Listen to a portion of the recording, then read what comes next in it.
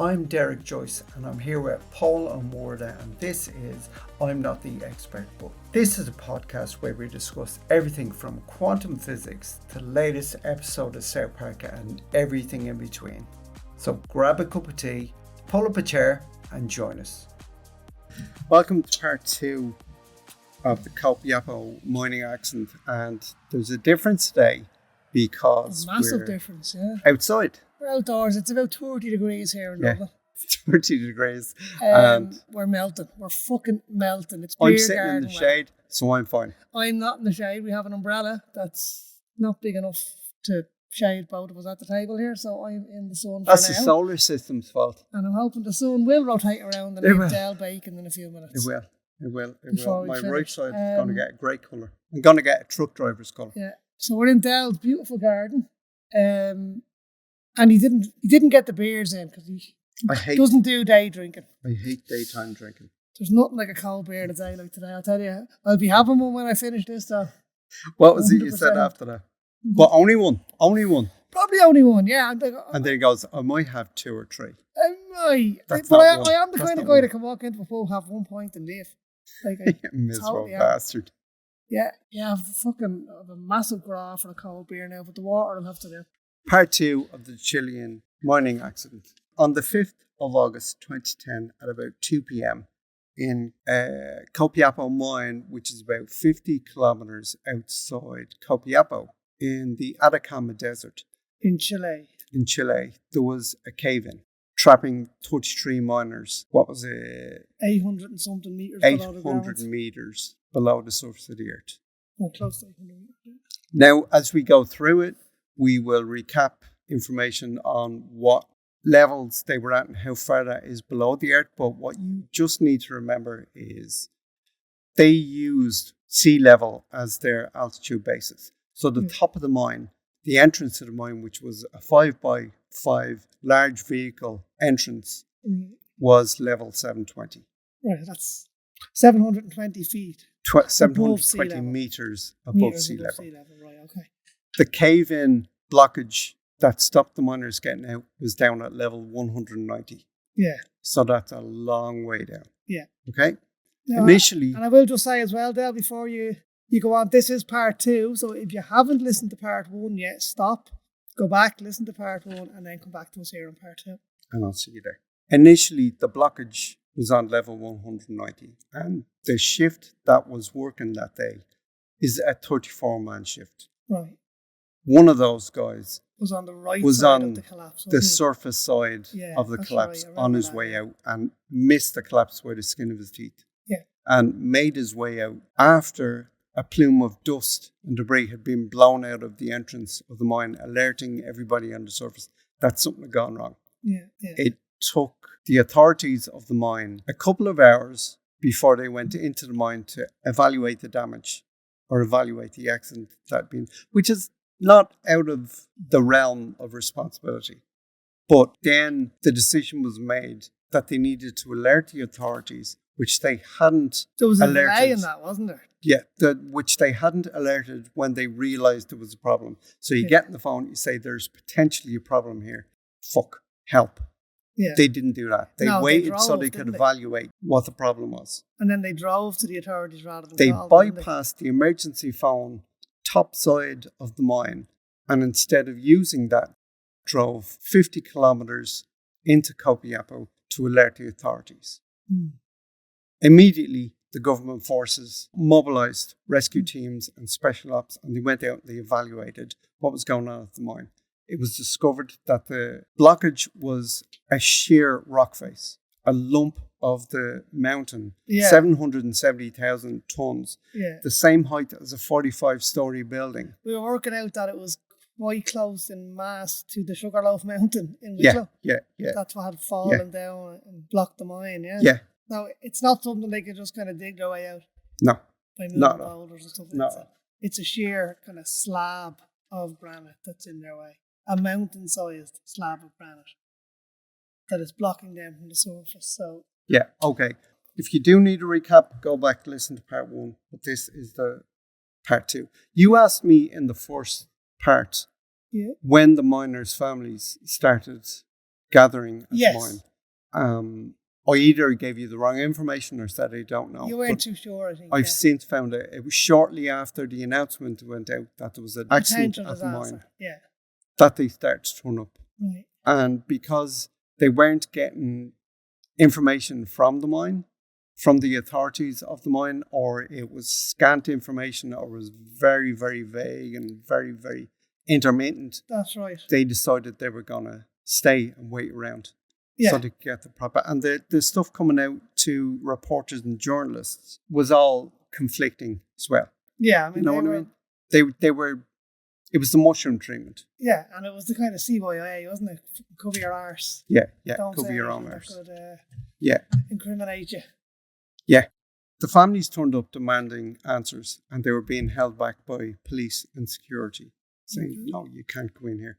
The owners of the mine, or the management, because the owners probably weren't on site, didn't come forward to talk to them. And they were shouting, we want clarification, we want information. Then a guy who did come out, who was surrounded by police for his own protection, was a spokesman for the management of the mine. Yeah, the guys didn't even bother to come out. Yeah, and he basically didn't even fucking say much of value anyway. Yeah. It was subsequently, it's an ongoing situation, Subsequently, the owners of the mine, throughout the whole process ongoing from this point, didn't attend the mine. Right, okay. Probably for their own safety. Possibly, yeah. I also found out, interestingly, that the safety record in the mine sucked. Okay, in this mine? Yeah. This particular mine? Yeah, okay. Yeah. In the preceding weeks and months, miners saw evidence on the walls or the floors or the ceilings that the mine was failing. Right, okay. There was cracks appearing, or we were talking about in the first part about groans. Yeah, and they'd hear things kind of settling, and it was just normal for a mine, but it turns out this was beyond that. Then. Well, that was preceding the initial collapse. Yeah, that's what I'm saying. So they probably were warning signs that weren't heeded, as opposed to just normal settling. Well, there'd been a record of this. In the previous 6 years, there'd been 3 deaths at this mine. That's quite a few now, you know what I mean? In a 6-year period. Leading to the mine's closure in 2007. Right. And there were dozens of accidents. Yeah. So the safety record wasn't great. Then the mine was reopened in May 2008. Right. May, June, July, August. 4 months. 4 months after 4 months. Reopened. And don't even count August because it was the 5th of August. Yeah, it was only into August. Oh, yeah. Yeah. So 3 months and a bit. Yeah. Jesus. And there was a collapse. And were the workers aware of this? I watched an interview with one worker who said anybody who was bringing the safety of the workers not into question, but who was questioning what was going on, because that's a really bad sign. They were got rid of. That thing you see in the wall there, that's a really bad sign. Or that crack on the roof is a new crack. That noise you just heard, not a good sign at all. Yeah. They were being fired. Right. So all the workers were now not saying anything because they needed work. Yeah, of course. Yeah. And Chile is a pretty poor country as well. So that was it. Yeah. So I didn't read much into it, but there was talk that the way the mine was mining was a bad way to do it. Mm. So it was just that particular mine. I don't know anything about mining. Yeah. Well, I'm not a geologist, but it sounds from what you're describing is that they overmined it. That, they had mined it to a point where it was no longer safe. Well, that's the way most of them go, isn't it? Yeah, no, it is. But, a responsible mining corporation will say, look, that one's being mined. Move on, And at the time of recording this, what are we, the 13th? 13th of August. Yeah, happy 13th of... The 15th anniversary was last week. Last week, yeah.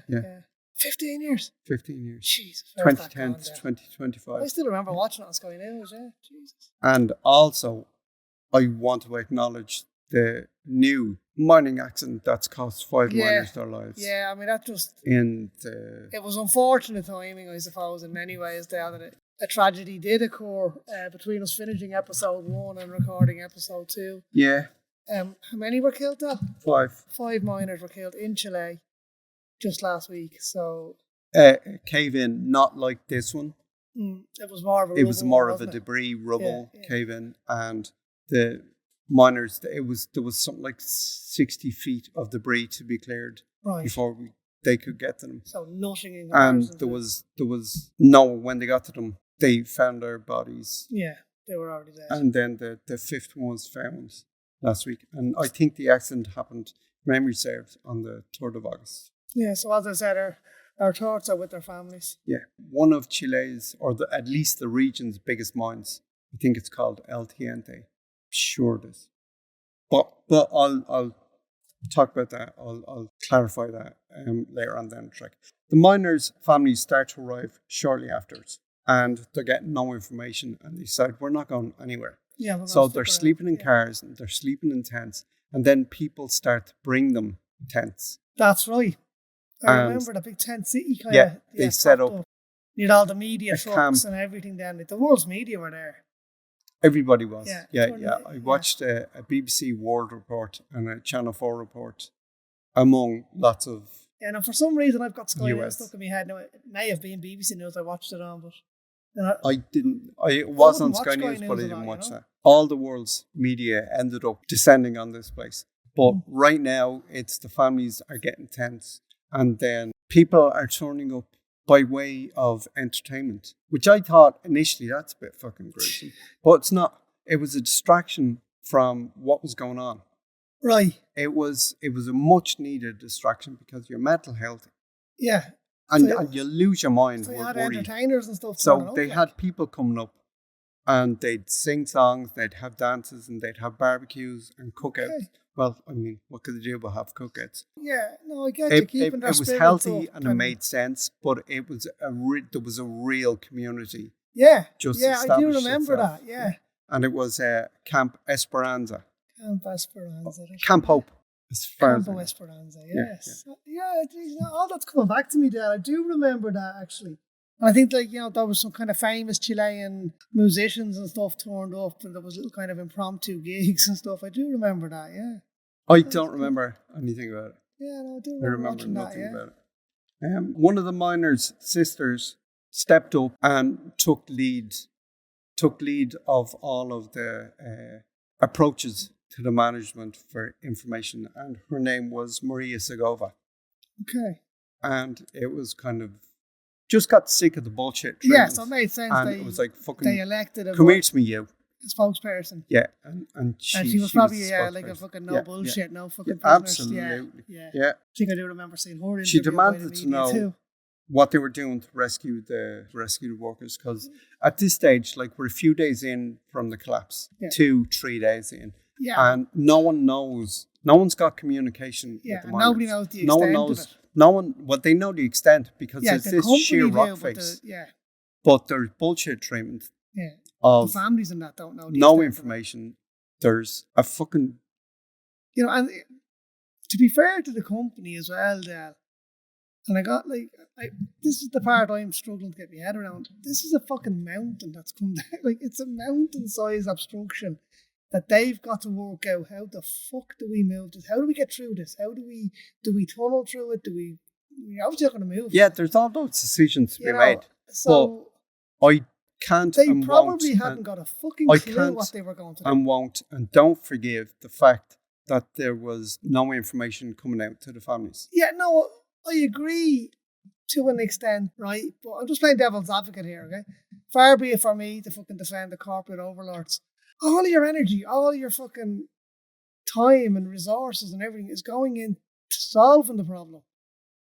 Yeah, but my point is the families weren't seeing that energy. Yeah. And you don't keep coming out and giving information, but you do have a spokesman that communicates information, which wasn't happening. It wasn't happening, okay, fair enough, yeah. And journalists weren't getting information, so they start to suppose scenarios. Yes, and rumours start. Journalism works best on negativity. Oh, absolutely, 100%. So this is From what the family is social getting. media to CNN. This is what the family is getting. Journalists, someone's saying, "Look at this in the paper. This is and then everybody panics. Someone has the presence of mind to say, "Fucking, hang on a minute. Let's try and verify this." Yeah. And where are we going to verify it? Like in the absence We of can information, verify it. rumour is We going can to run verify it to the management and see if they're to it. But there's nothing coming from them. Yeah. So they hadn't even at this point got a spokesman. Yeah, so rumours are running rife at this stage. Fuck that shit. Yeah. Yeah. No, I understand, Yeah, but I suppose what I was getting at there was that the management could have come out and said, yeah, we don't know what we're doing.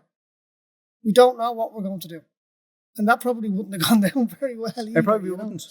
And they probably would have been lynched, but it was like, at this point, we're assessing blah, blah, blah, blah, blah. And this is the path we're taking to rescue the miners, who we still believe are alive, which they didn't fucking do. They may have been just standing there scratching their fucking heads. They might have been. They might have been. But they hadn't got a spokesman, is my point. That's it. Segovia is elected mayor of Campo. Right, and she's La Alcaldesa. Jesus, they really did turn into a town. They got a mayor. Class. Bottom side. On the fourth day of being trapped below and not knowing whether anything is being done, panic is beginning to set into the miners. It's getting the better of the miners. Yeah. I mean, they've done well to keep it together for 4 days. I think I'd have been fucking climbing walls. Out of the noise and the bubbling murmurs of panic, someone said, "Shut up, can you hear?" And they all listened. And they started to hear drilling. Okay. So at that point, they knew they're looking for us. There's something actively happening. They know we're trapped. They might know that we're alive, but they're trying to find out. Right? So they're doing their best. Somebody's doing something. Yeah. Topside, drilling had begun, and they were drilling to hit the refuge, which is where all the miners had gone to a level that they were using as a refuge. The safety room, inverted commas, that you go to in case of. And that's where they kept medical supplies and supposedly food supplies for a number of days, but when they got there wasn't anywhere near the amount of food supplies that were supposed to be there, wasn't it? And it's all in part one. Yes, it is, The drilling that's begun is to drill a borehole because there's no point in going full on into your drilling. Course, and at least then they can communicate or, Yeah, the whole point of drilling your borehole, they're aiming for this refuge, which is, I think I read it's 30 feet by 30 feet. Okay, so it's a small enough target. It's a tiny target. Yeah. And it's like a footballer trying to score a goal, except the goal is half a mile away. Yeah. It's fucking half a mile away. The whole point is to establish communication, but then be able to feed them food and medicines and whatever else they might need. And establish if they're still alive. Yeah. That would have been the first thing, I suppose. Yeah. Like, it's kind of worth reiterating. So we're 4 days in, and they don't even know if anyone's alive down there. No. At this stage. No. So there's no communication. There's no nothing radios. And no way of communication. Yeah.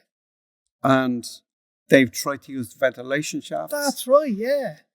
They weren't installed with ladders as per safety protocols, which is another damning indictment against the mine owners. Yeah, and this is probably me being ridiculous again, but would shouting up the ventilation shaft have reached the surface? Like, when was the last time you tried to shout half a mile? Yeah, but it's up a narrow shaft. It doesn't fucking matter. No, probably not.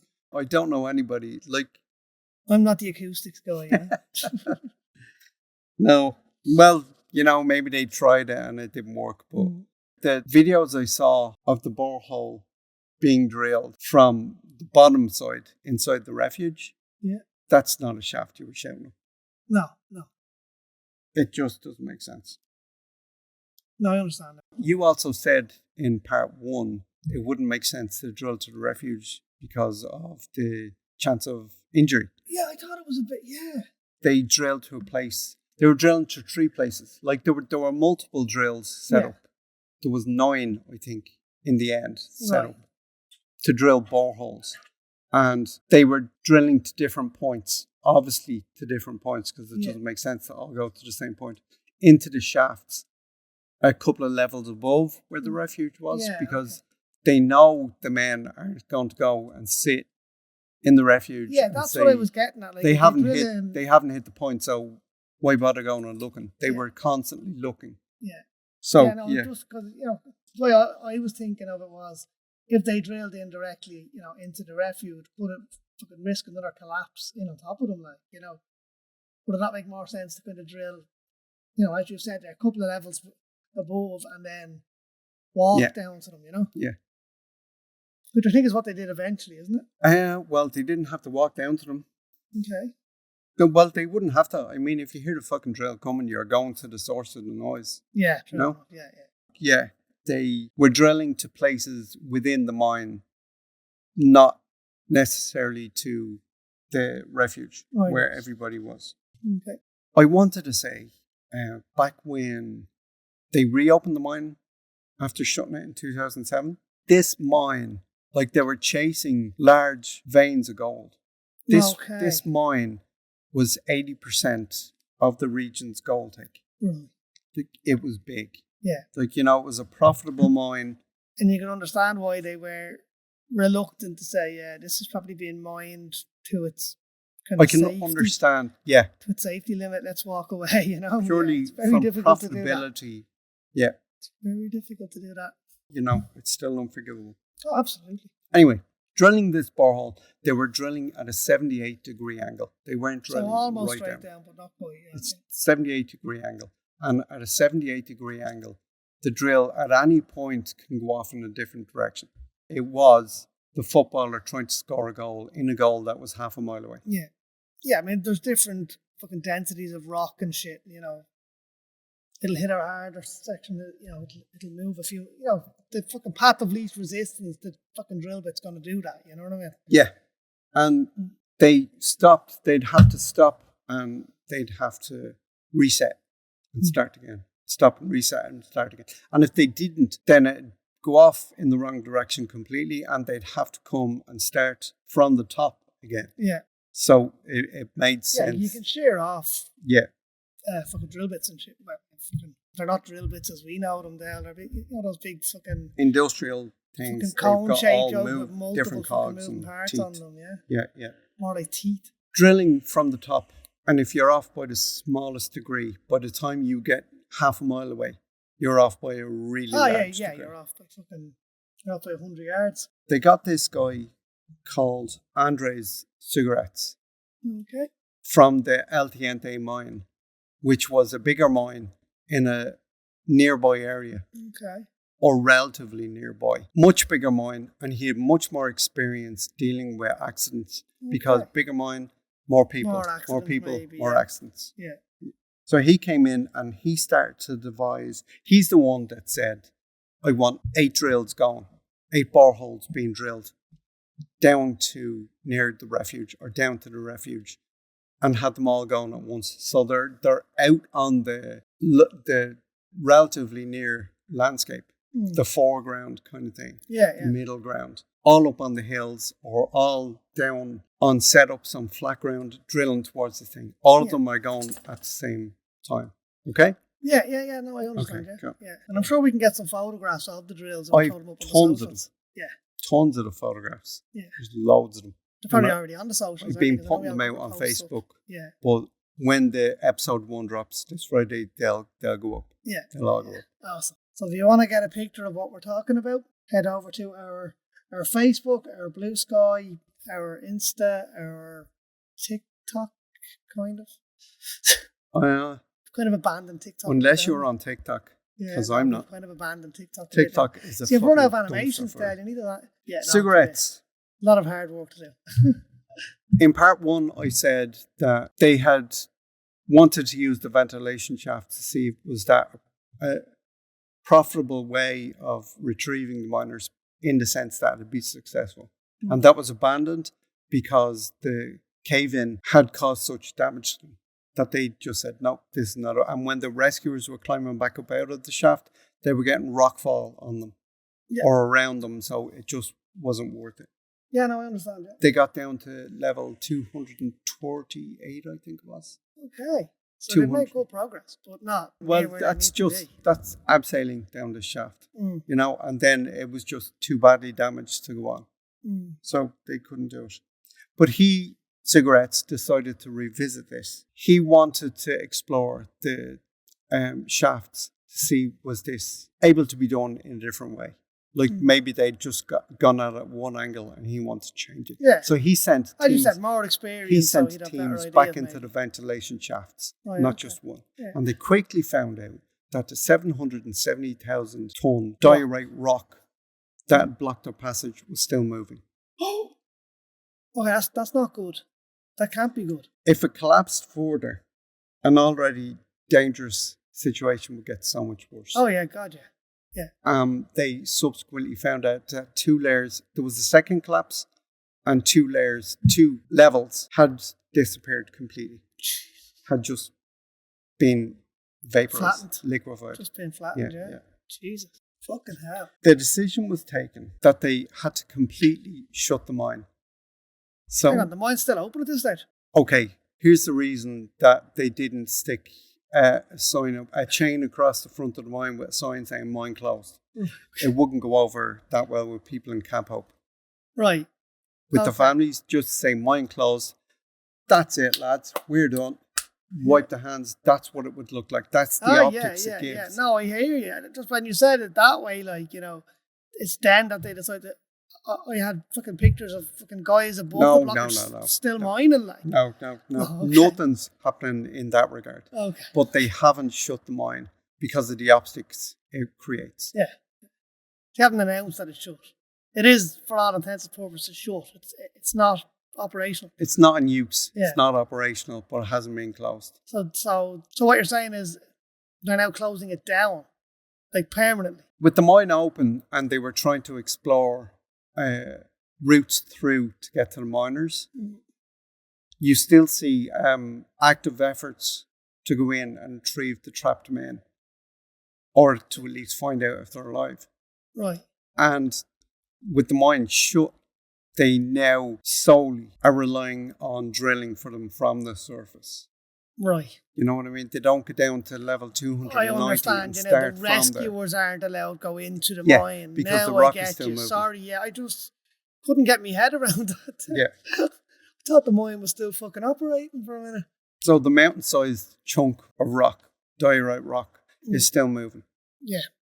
And so they shut the mine completely. So there's a chance if you send someone down there to try and drill directly through that rock, say, right, you can try and get, fucking tunnel through to get to them, there's a chance that they're going to get buried as well. Which is, they're not obviously going to risk anybody else, even though the whole thing is a risk. But they're not going to risk anybody else. Yeah. I mean, come here, listen, there's no reward without the risk in this situation. As predicted, one of the drills is bending off course. Yeah. And it has no way to be corrected. So it's discontinued. Abandon that one. So they have to up sticks, move to a different location, start again from New the drill surface. and we go again. No matter if they were 10 feet or if they were 100 feet or whatever it was, that's gone. Jeez. So they have to start something new. That sucks. And families are watching this. Yeah, of course, yeah. Not many of the rescuers or drillers that have drilled think the miners have survived. How many days are we in now? Are we still 4 days or is it more now? We're before... When that drill fails? I don't know. Yeah. We're before 17 days. And that's a significant day. So 17 days after the collapse, keep that in your mind. Okay. Then one of the drills breaks through to a cavern. Okay. Rescuers are sure that they can hear tapping. So they withdraw the drill and they put a camera down and they have a look around. And they see nothing. There's nothing. There's nothing seen. There's, as I was reading through this and as I was watching videos and they could hear tapping, struck me that it might be the noises of the other drills. Yeah. If they were still running. Or they might have said, listen lads, shut down. Shut everything down. We need to Let's see what we can hear. But either way, what they heard was a phantom sound. Right, it was nothing. Was it? Yeah. And so they pull the camera out and they start drilling again. Bottom side, it's now been over 2 weeks and the miners aren't in good shape. And we were talking about this, like vitamin D, we were saying, remember that? Lack of sunlight. But here's the thing as well. Scurvy. I looked into that. And scurvy, yes. UVA and UVB, and everybody talks about how dangerous that is. Yeah. Or UVAs especially. Yeah, but it can save your life in this situation. UVAs and UVBs, they kill bacteria. Yeah. They kill fungus. Yeah. And bottom side, down where the miners are, there's 95% humidity. A lot of fungus. They are always wet.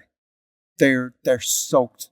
Mushrooms everywhere. So they're not drying themselves. Yeah. And if they have stuff to dry themselves, eventually that becomes soaked too. Yeah. And dirty and grimy. So you're getting crotch rot and everything else. They're not doing well. Yeah. But even if you don't think about your junk below the equator. No, but you know what I mean.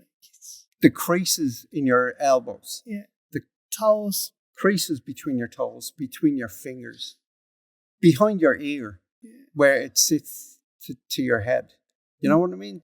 I'm sure they're all grizzled looking. I know exactly what you mean, because I have psoriasis and they're all the places that I get it. So I absolutely know what you're talking about, yeah. Health-wise, they're not in good shape, even if you don't consider their mental health. They're not in good shape. On August 22nd, 17 days after the collapse. Yeah, this is the big day you were talking about. One of the drills breaks through into another cavern. Okay. And again, rescuers think they can hear tapping. They retract the drill, which takes 8 hours to retract. Just to get the drill out. Fucking, like, it's not just press a button. You know your hydraulics in your door up, door down. Homer with his bed up, bed down. It's got to be fucking... It's 8 hours to retract this fucking drill. You track a bit, you take the bit piping off, you track some more. Take a little bit of piping off, yeah. The track some disassembling as you go. And it's fucking hell. So it takes 8 hours, and they lower a camera. They lower a camera to have a look around, and while it's on its way down, someone looks at the drill head and says, "What the fuck is that?" And it's been painted red, and it's got something tied to it. Okay. It's got a note tied to it. Someone's using their fucking brain. It's got a note tied to it. And the note says, "We are well in the refuge, the 33. All of them are alive. All of them are in the refuge." Yeah. Everyone loses their shit. Oh, of course. I watched it online, and people just went nuts. Yeah, that's another thing I should mentioning as well. Great. All of this is on YouTube, like all the news reports. Everything you can there. So go on YouTube and look at this stuff. It's really emotional. And I'm sure a lot of people listening will have watched it live as well and will remember it, you know. It's just brilliant. But the mine supervisor reads the letter out, and there's just this eruption of celebration. Yeah. And it just... I remember that part. Flies around the camp and Camp Hope, and everybody goes ballistic. Yeah. And then all over the world. And it was headlines everywhere. Yeah. Oh, God, yeah. Yeah, I totally remember it. Like, just... I think the whole world was watching, you know. And I think from that point on is when it certainly became onto my radar. Because it didn't just go from a search mission to find out, are these guys alive? It's now an active fucking rescue mission. Yeah, now that question's been answered. Yeah, and that's when the media hype really hyped up then, didn't it? Yeah. Well, everyone had a vested interest. Yeah. Like it was humanity. Yeah. It was brilliant. The camera reaches the bottom. Between the camera being sent down, they've gotten the note. Eventually, the camera reaches the bottom, and they get their first image of their first survivor. That was the bit I remember. That's what I thought you were getting to with the other camera. Yes, I remember those images vividly. So now the work begins to devise a plan to bring them all back to the surface. That's right, yeah. Phone and camera are lowered into the borehole, and the president of Chile speaks to Urzúa, who is the mine shift supervisor, but he stepped down because they're trapped. We all need to pull together, lads. We're all equal. We're all equal here. There's no bosses. But they did still look to him for leadership. Look to him as a leader, And then the doctor, they've got their doctor, they've got their chaplain, they've got their whole lot. They were very lucky. They've their own society. Yeah, it's brilliant. I did read, like, they lowered the phone into the borehole that's reached the miners. Okay. And Urzúa speaks to Sebastián Piñera, who was the president of Chile at the time. Cool, okay. And I read that his advisors advised against him going to the mine initially before they reached the miners, before they knew what happened. Because if they were all dead, it's bad publicity. It's politically toxic to him. Piñera said something to the effect of, "Fuck that shit." Fuck that shit, and he went anyway. Yeah. And he speaks to the miners. And he speaks to Urzua, was saying we're doing everything we can to get to you guys and get you out. So it's brilliant. If his advisors did say that to him, politically, I can understand it. Yeah, but fuck you guys. It's politically toxic, but that's the game they play, though. If Sebastian Pinera... That is the game they play. Sebastian Pinera is one of our followers. Fair play, buddy. Yeah, I don't know much about him. Don't know what kind of president he was, but he got that one right. But he got that one right. Fucking picked the right side then. Yeah, absolutely. Yeah. 2 additional holes were drilled or used. Maybe they'd just been boreholes that were being drilled anyway. And this was a lifeline to the miners. So you've got 3 holes. One is for supplies, one is for communication, and one is a potential guide hole for the next stage of drilling. Because you've got your borehole, your guideline, you broaden the hole. Yeah. And you just head in that direction. Yeah. Bottom sounds side, easy, but I'm sure it's not. It's through really hard rock. Yeah. Like this Atacama Desert. And like I said, variances in the rock as well that will cause bits to go all over the gaff. You know, fucking path of least resistance, as I said earlier. Bottom side, the first shipment to the miners isn't food. And they've been starving. Send me down a fucking McDonald's, Jesus Christ. Could have done with those drones that keep flying over there. They didn't send food like that down because they hadn't eaten substantial so you're going to have to get those little potatoes, rice, whatever the fuck it is you eat in 2 weeks. In over 2 weeks. 17 days. 2.5 weeks. Yeah, and they've been pretty much on a liquid diet, on a really, really so you need poor liquid diet. You need those fucking the starvation packs. Yeah. So they sent them glucose gel to help stabilize their systems. And they sent them medication. Yeah. And there was a diabetic, one of the miners was diabetic. Jesus. So, lucky man. Yeah, very lucky. And I'm assuming they sent down kind of fucking various ointments and stuff. There'd have been everything. And they sent them down clothes. I was going to say that, dry clothes. They couldn't wear the clothes. Right. Most of them walked around in their boxers. You were saying that, Like in the first episode, they were naked, pretty much. But fuck that. And I was watching something else. One of the miners was being interviewed, and he was saying every day each miner would go off and scream into the void. Yeah. Or just lose their shit for 5 minutes and then get themselves together and come back. Yeah. And he said if any one was gone for more than 7 to 10 minutes, someone went to get him. Yeah. Just in case he'd stumbled, cracked his head, fallen. Yeah. It's such a beautiful human story there, isn't it? It's There's so many little, like you think about the action and the drilling and all that, but the human side of it, it sounds like there are a bunch of guys that if you're going to be trapped underground, these are the lads you want to be trapped with because they this were is just what we were saying. They kept their shit together so well. This is what we were saying in the first part. Yeah. If you're going to work in a dangerous environment, such as a mine, you've got to trust. You trust the people around you. Yeah. You love the people around you. Yeah. But it really sounds like they really got each other through. And I mean, I haven't read up on this the way you have, Del. It doesn't seem that there was anybody pulling in the opposite direction, or if this was a Hollywood movie, like you'd have one dickhead. There's always one dickhead. That's conflict. You always have conflict. But no, there wasn't. Yeah, no, that's what I love about this, They were sent down water, so they didn't have to drink polluted, oily water anymore. They were sent down clean water. They were sent down everything they needed. They didn't wear the clothes because they couldn't, but they were sent everything they needed. Topside, Cigarettes starts devising a plan to rescue all of the miners. He wants them all out. Oh, of course, yeah.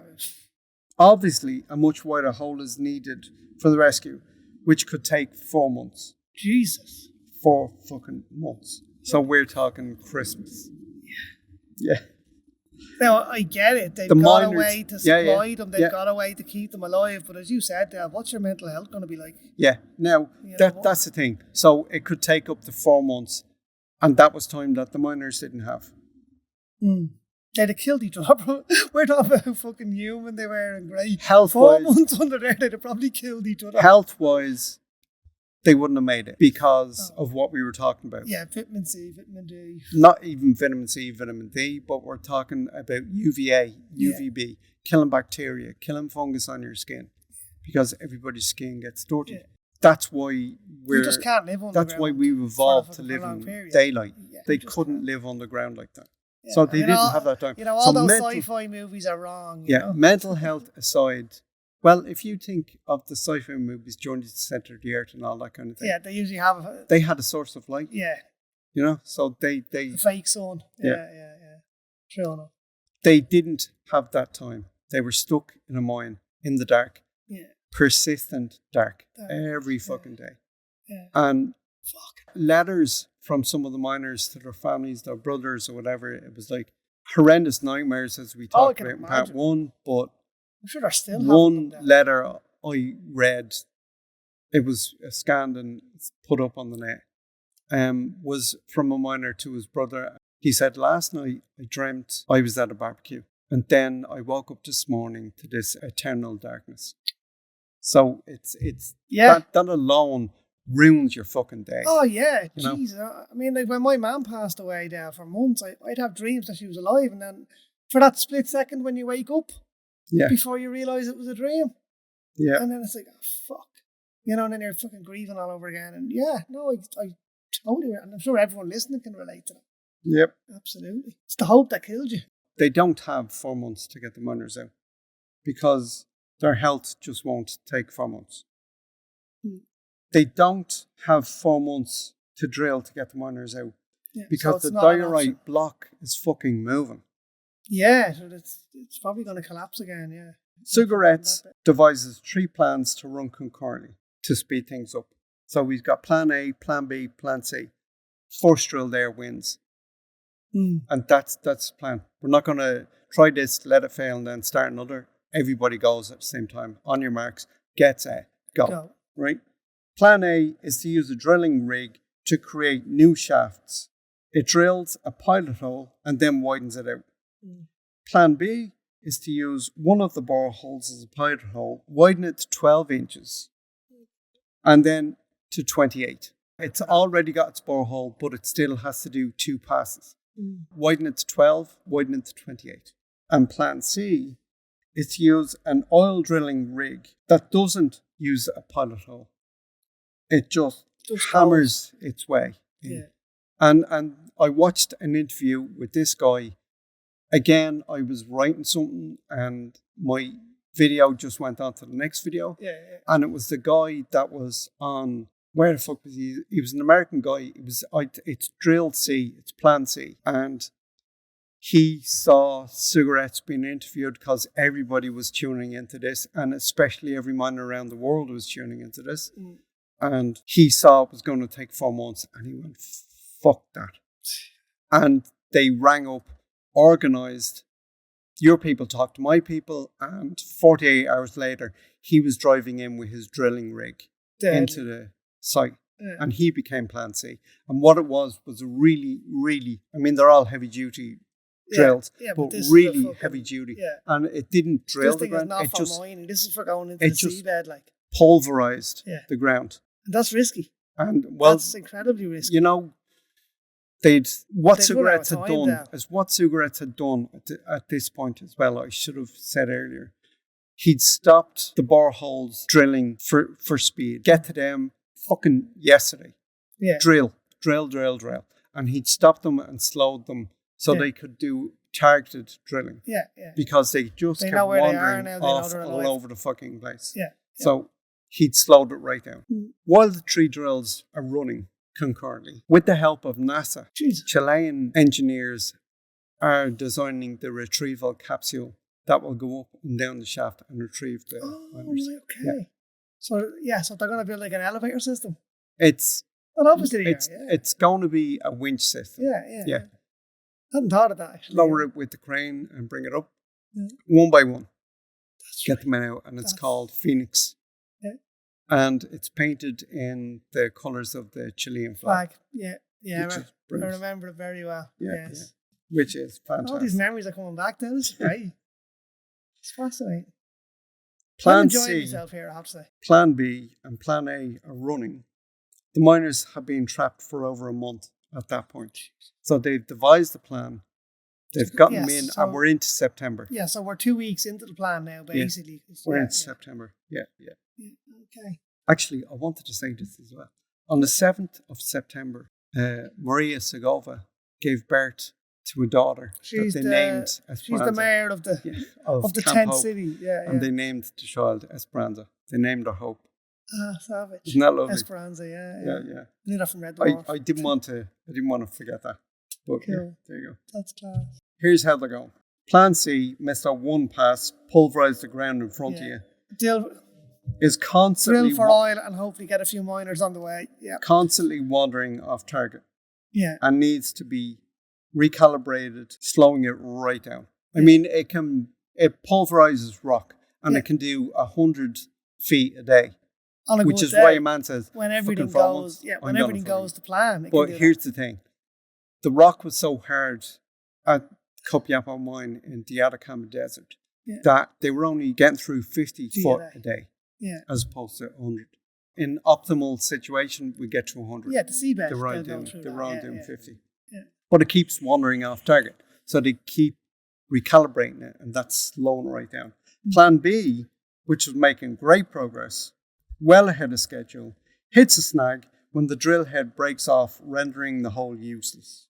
That's right, they couldn't get it out. I remember that. Yeah. Plan A keeps running into hydraulic pressure issues. Bottom side, the miners are getting more and more panicked and anxious with the start-stop nature of the mining because they can hear all this. And the realization that rescue might not happen for months. They were rooting for Plan B because the updates they'd be getting audibly and down to the boreholes will be they're coming. Yeah. And they'd hear them getting close and they'd give them status updates. Yeah. But then they had to explain what the stop-start nature of this thing was. So you'd start to get them... Try and calm them down. We're fucked. We're going to be for a here long for time. ages, yeah. I mean, they'd already rationed their food and decided they were going to be here for ages. And now they've gotten a borehole and been communicated with, and there's that sense of elation. And it's wearing off at this point, you know? And I think by this stage, I mean, this is very trivial, but I think the news story had died off a bit by this stage too. You know, the news cycle had moved on. Because I do remember hearing about them fucking being trapped, and I do remember them being found alive. And then I do remember them being rescued. Right? Like, I wasn't sitting there watching it every day on the fucking news though, in between those three events.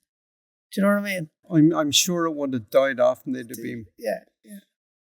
I'm not sure how many journalists stay there. I'm sure there would have been journalists. I'm sure local kind of, fucking Chilean media would have been absolutely. But the world's media moved on, you know? And they moved back. Yeah. Topside, the engineers devised a piece of equipment called a spider that they're going to lower into Plan B drill hole, and it's going to grab the broken drill head and they're going to be able to pull it out. And what it is it's fitting onto obviously where the head of the drill goes, and it's got legs, pronged fingers like a fork, and they lower it into the hole, and when they reach the drill head, the broken drill head, they force it down, and the fingers close on it. Like, so it's splayed around over and then force it close.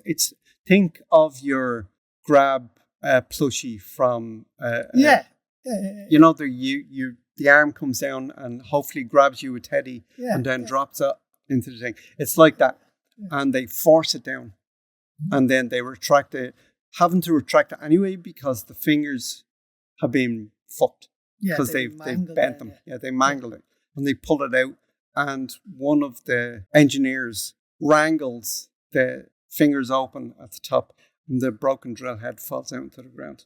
I was watching the video. So it literally worked. You get a lump in your throat. It worked, like, and everybody goes nuts.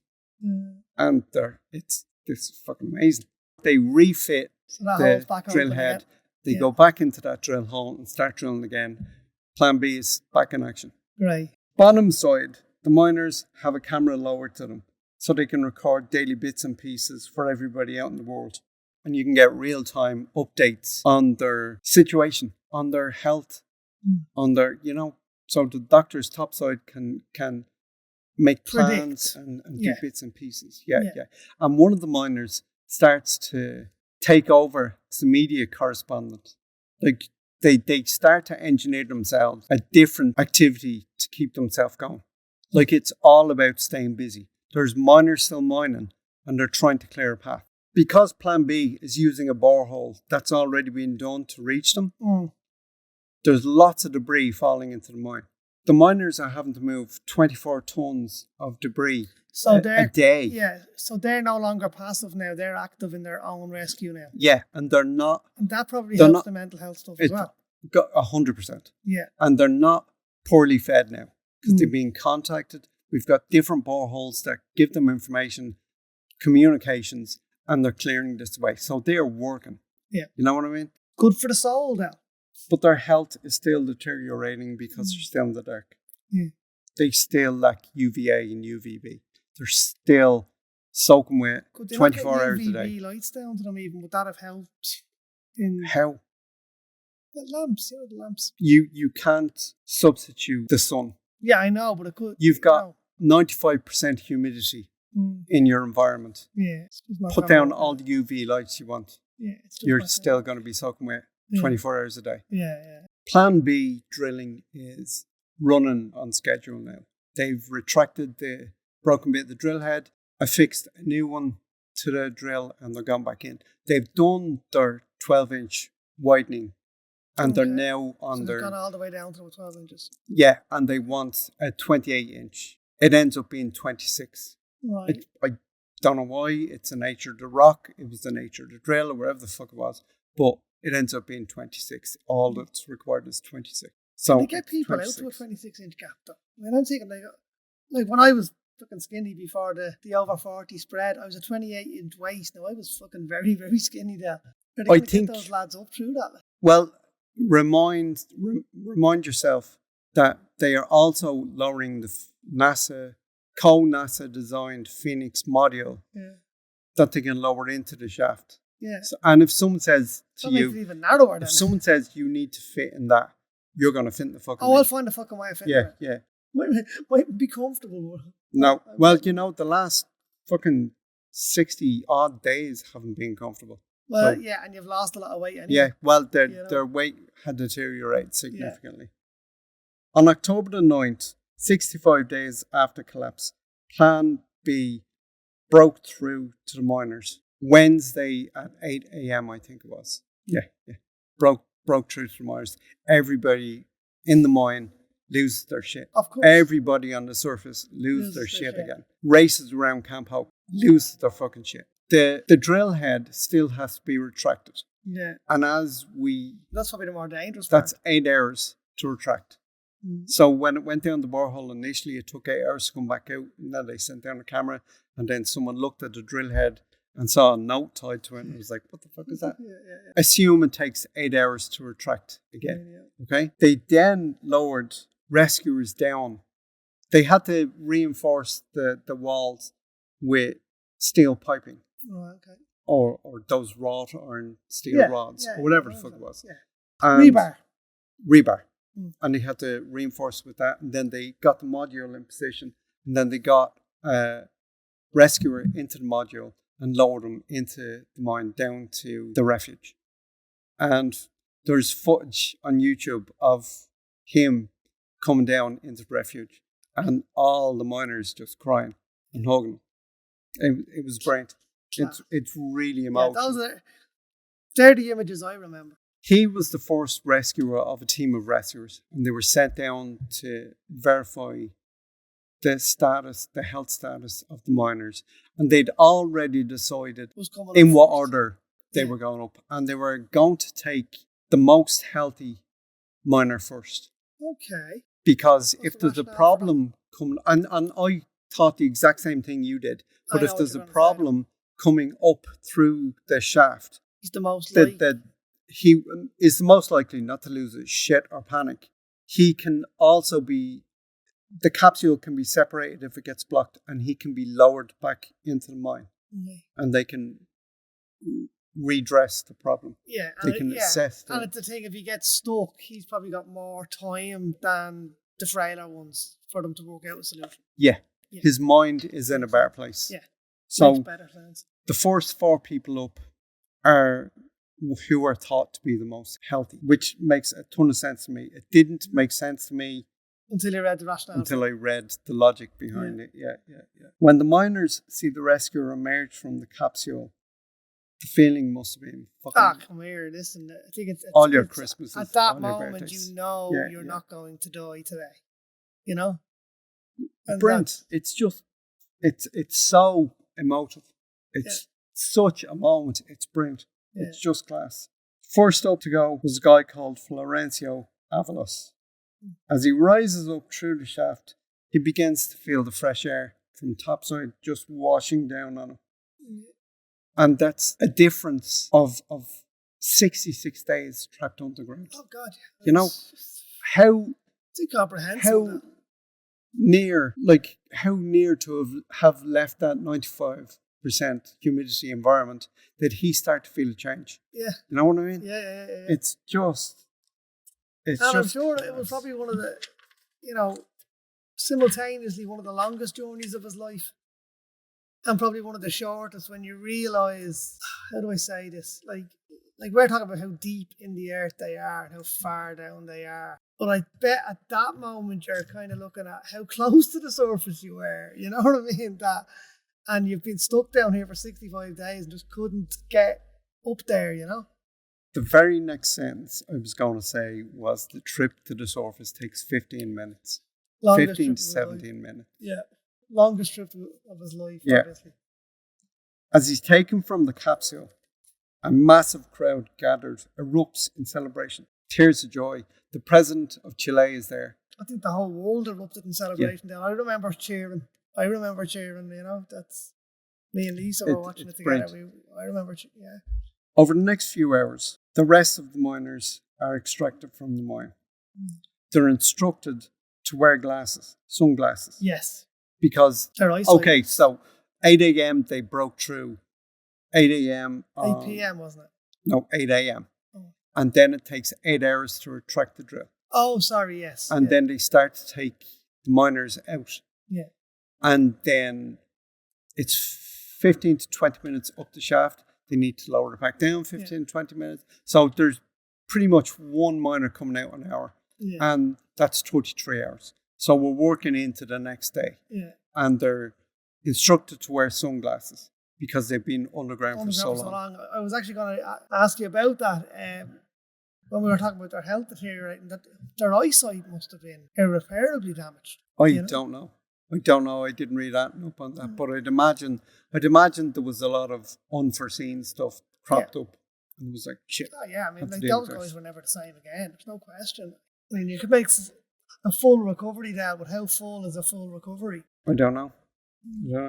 The last man to leave the mine shaft is supervisor Luis Urzua. 69 days after the captain accident. of the ship, last one out. Yeah, fair play. That's a good guy. That's a good leader. leader. Yeah, definitely, 100%. Yeah, he's the last miner to leave. Obviously, there's still rescuers and medics down there, but he's the last miner to leave.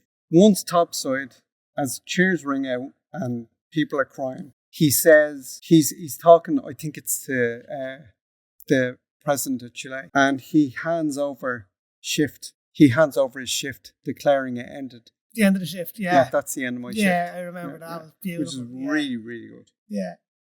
I'm clocking out. All the miners are sent to the hospital for evaluation, and all but 2 are released almost immediately, and they're in surprisingly good shape. Good health, yeah. And I was looking at a video. When they came out, they were all clean shaven. That's right. Yeah. So they obviously got tidied up. Yeah. Down in the refuge, and it was like, listen, the world's one guy with a big moustache. The world's big moustache, but he was a big moustache after 69 days. I know, yeah.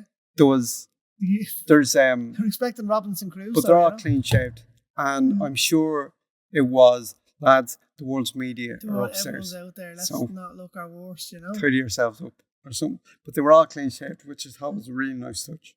Yeah, class. I'm actually going to argue that and say it probably wasn't, lads, the world's media's there. Our families are up there. That's not fucking And the president. Yeah. You're meeting the president as well. Maybe even that, yeah. But I'd say it was probably more for the people outside to, let's not fucking distress our families and come out looking horrendous. Let's tidy ourselves up a little bit and underplay it, Of the 33, there's 2 kept in hospital, and 1 is for dental work, and 1 was for psychological evaluation. So and what you were saying about, you mentioned scurvy in passing. Yeah. It was probably something like that. Yeah. Teeth falling out and shit. But the guy with the psychological stuff, I mean, I'm sure they all got 6 months of psychological treatment. Of course, yeah. But you'd argue only 6 fucking months. Yeah, that's a lifelong trauma, like. Yeah. While in the mine, the 33 miners agreed to only speak to 1 journalist that they all agreed on, so no one man would make profit off the story more than any other. Okay. Which I thought was fair as well. And these sound like really fucking sound lads. Because the miners wouldn't speak to the journalists. Paul's, you're a journalist, and I'm not speaking to you because we haven't decided that as a group. Journalist Paul goes off and makes up his own fucking story. Yeah. And I was watching one report by NBC, Australia, I think it was, or something like that. I don't know. But they were saying, and then up came the doctor, the guy who was the doctor for the tree down below, and he's greeted by his girlfriend who had only just met his wife at that, which is bullshit. Which is fucking bullshit. That. But it's bullshit. And it's bull. He'd split up from his wife. He'd split from his wife. Right, so his ex-wife was and there. Divorce was so taboo in Chile at that point that they would split up, but they would remain married. And he was living with his girlfriend. I remember that story. That whole... I remember the proper... But that's what the media... I'm glad you've put that to right now. That's what the media clung to. Yeah. Because that's scandalous. Oh yeah, Sky News were all over that one. But that's what it was, and it was a bullshit narrative. Yeah. And it wasn't what it was at all. There was a millionaire who gave the men the equivalent of $10,000. Nice. Which I thought was pretty fucking nice. Yeah. No, millionaires are bastards. But 10,000, no, only billionaires are bastards. But that only goes so far. Of course. Many of the miners had to go back to work. Yeah, I was going to ask that, yeah. Some of them went back to mining. Can you do that? Jesus. Necessity, man. Balls, though. Fucking... Well, there is necessity, but balls of fucking steel. There was also courage of them. There was also a 3-year investigation into the owners. Turns out no one was responsible. Yeah, I was going to say that they investigated themselves and found that they done nothing wrong. Yeah. Yeah. There was no. It was a federal investigation. I know. Yeah. How thorough was it, though? There was. Well, big business, if it was done by the same people that investigated the mine and decided it could be reopened in 2008. Yeah. Exactly. In May 2008. I'm sure that I don't know enough about it, but I'm sure it reeks of something where brown envelopes might have been passed around, March the 2nd, 2011. The committee, I'm reading a quote from a forum I found on the investigation that was done. Okay. This committee, by unanimous decision, finds that the primary responsibility for the accident falls on the executives of the San Jose mine, Messrs. Bone and Kameni. Okay, so... That was by Alejandro Garcia Huidobro. Right. And he was head of the congressional committee. Right. So they found that it was the mining corporation? Yeah. Responsibility is solely on them. Right. So who found that it wasn't their fault? I don't know. But they weren't... There wasn't any punishment for it. And another one from Congressional Committee head Alejandro Garcia Huidobro. The regulator, Senator Joman, failed to fulfill its legal obligations. Okay. The mine inspectors for the region, there were two mine inspectors. Like two for people? The whole fucking region. Okay. 2 people. Jeez. For the whole region, for every mine in that region. Yeah, there's probably a lot of mines out there. And there were a lot of mines. Yeah. And they just couldn't get to them all. He's coming, when's he going to be back to, he's given us an inspection and said we need to fix this, clean everything. When's he going to be back? How long is a piece of string? Yeah. Okay, we'll get to it. Put it on the long finger. No, I get you. The committee did find them responsible, but nothing was ever done. There was massive outbursts about it and protests and all that kind of thing. Yeah, there's a shock, you know. As we said, the 15th anniversary just passed on the 5th of August. We're now on the 13th. Yeah. So And that other mine... I can't believe it was 15 years ago. That's baffling me. That other mine that had that accident where the 5 miners died on the 3rd of August, that was El Tiente. That's where cigarettes came from. Oh, right. Okay. That was the one that was known for accidents as well. Well, they're all known for accidents. Bigger accidents. Yeah. But look, it's a dangerous occupation. That's the mine. Yeah. All the miners lost their lives. Oh, shit, man. He wasn't killed in chance. Well, he's probably retired now. 15 years ago.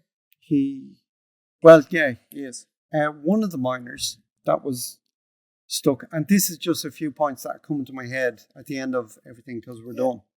One of the miners that was stuck with the 33 down in the refuge had only started the job 5 days previous. He'd only started his job.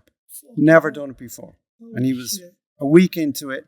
Started on the Monday, got to the Friday, went back in the Monday, and the fucking thing collapsed. I'm assuming he's one of the guys who didn't go back to mining afterwards. I don't know. I've nothing on the guys. Well, if he did, massive respect to him.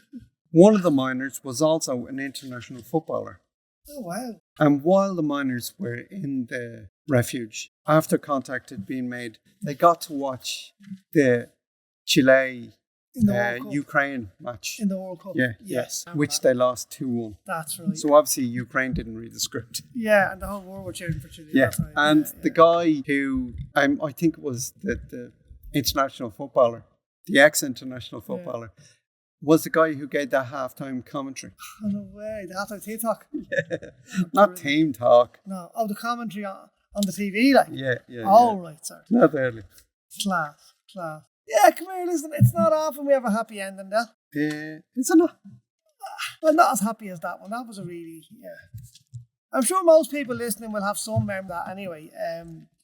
It was massive global news, obviously. Jose Vega, who's now retired, was the guy that drove into the mine searching for his son who was working on that shift. And he said, and he's quoted as saying, the floor was cracked, the ceiling was cracked, the walls were cracked, and rocks were falling everywhere. He said, I've never been more frightened. I bet. So I'm sure he would have just jumped in a Jeep and fuck my son is down there and driven in. And that's what he came across. Level 190, that thing was blocking the route. Mental. Fucking mental. Yeah. Well, it's a great story of human endeavour. Yeah. Ingenuity.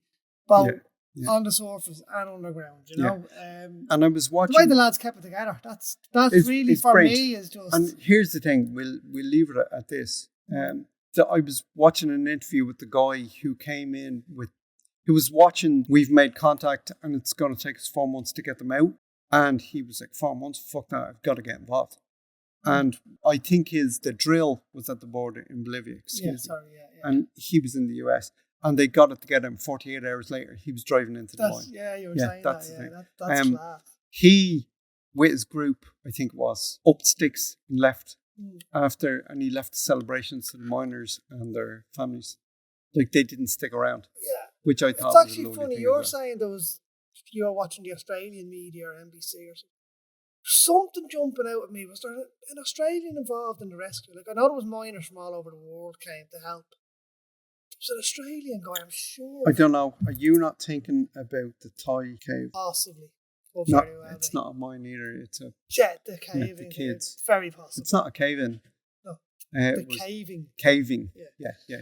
Which we'll get to in a later episode. Absolutely, 100%. Yeah. That's on our list. Listen, I really enjoyed that, Del. That was really good. That was. It was very enjoyable. And we're outside. Yeah. I'm sun. absolutely melting. We probably would have been colder inside that. To be honest. I'm melting. Absolutely melting. On that note, see you next time. See you next time, guys.